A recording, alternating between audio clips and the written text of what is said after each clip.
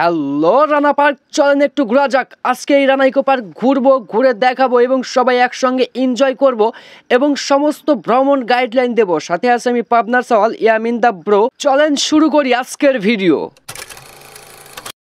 Rana eco park and picnic spot. এই পার্কটি পাবনার বলরামপুরে অবস্থিত। এই পার্কে ঢুকতে হলে আপনাকে 60 টাকার টিকিট কেটে ঢুকতে হবে।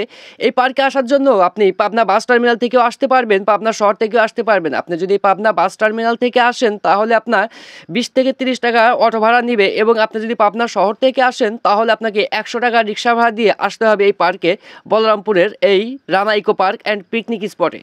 এই পার্কে ঢুকতেই আপনি এমন অসাধারণ দৃশ্য দেখতে পাবেন যা আপনাকে ঢোকার সঙ্গে সঙ্গে আপনার মনকে ছুঁয়ে যাবে, আপনার হৃদয় ছুঁয়ে যাবে। এই অসাধারণ একটি দৃশ্য, গ্রামীণ দৃশ্য, নারীরা কলসি হাতে দাঁড়িয়ে আছে, পানি ঢালছে। প্রথমেই আপনার মন ছুঁয়ে যাবে এমন অসাধারণ দৃশ্যে। অনেক জায়গা নিয়ে এই পার্ক তৈরি করা হয়েছে, মানে এই পার্কের মধ্যে অনেক জায়গা, অনেক ফাঁকা জায়গা, এবং এই পার্কের মধ্যে অসাধারণ অনেকগুলো স্ট্যাচু রয়েছে যা আপনার মন ছুঁয়ে যাবে। এই স্ট্যাচুগুলো এমনভাবে তৈরি করা হয়েছে যা দেখতে একদম বাস্তব, হুবহু বাস্তবের মতোই মনে হবে, এবং অনেক বড় স্পেস। এই স্ট্যাচুটি দেখেন, দেখে মনে হচ্ছে একদম হুবহু বাস্তব নারী বা বাস্তব পরী কবুতর উড়াইতেছে। মানে অসাধারণ স্ট্যাচুটি, মানে যে কারিগর তৈরি করছে একদম নিখুঁত হাতে তৈরি করছে এই স্ট্যাচু। এই মজা করার জন্য এই পার্কে অনেকগুলোই রাইডার রয়েছে, যা প্রত্যেকটা রাইডারে আপনার 50 টাকার টিকিট নেবে, এবং প্রত্যেকটা রাইডারে আপনি আপনার মতো করে আপনি মজা করতে পারবেন। নাগরদোলা রয়েছে, মানে বিভিন্ন ধরনের রাইডার রয়েছে এই পার্কে।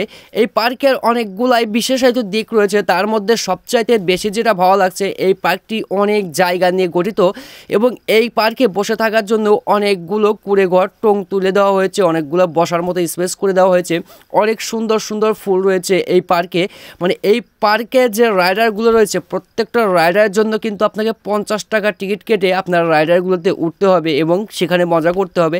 এই যে এইখানে একটা স্ট্যাচু দেখেন, কুমিরটা দেখে মনে হচ্ছে একদম বাস্তব রিয়েল কুমির, হা করে আছে। মানে অসাধারণ কারুকার্যগুলা, মানে যে স্ট্যাচুগুলো আছে।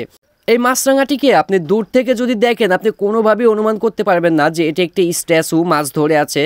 এই পুকুরে ঘোরার জন্য বোটের ব্যবস্থা আছে। আপনি যদি পুকুরে ঘুরতে চান তাহলে বোটে 50 টাকা টিকিট কেটে আপনাকে এই বোটে ঘুরতে হবে, এবং আপনি সময় পাবেন 15 মিনিট। এই পুকুরে ঘোরার জন্য 2টা বোটের ব্যবস্থা আছে। এই পার্কে যে স্ট্যাচুগুলো আছে সেগুলো দেখতে একদম রিয়েল মনে হবে। আপনার মনে হবে, আপনি যদি দূর থেকে দেখেন আপনি কোনোভাবে বুঝতে পারবেন না যে এটা রিয়েল নাকি স্ট্যাচু। এই পার্কে ঘোরার জন্য সুন্দর সুন্দর রাস্তা তৈরি করা আছে, এবং রাস্তার দুপাশ দিয়ে সবুজ গাছে ভরপুর, মানে পুরাই সবুজের সমাহার এই রাস্তার দুই পাশে। এই পার্কের সেলফি তোলার জন্য সবচাইতে বেস্ট একটা জায়গা লাভ পয়েন্ট।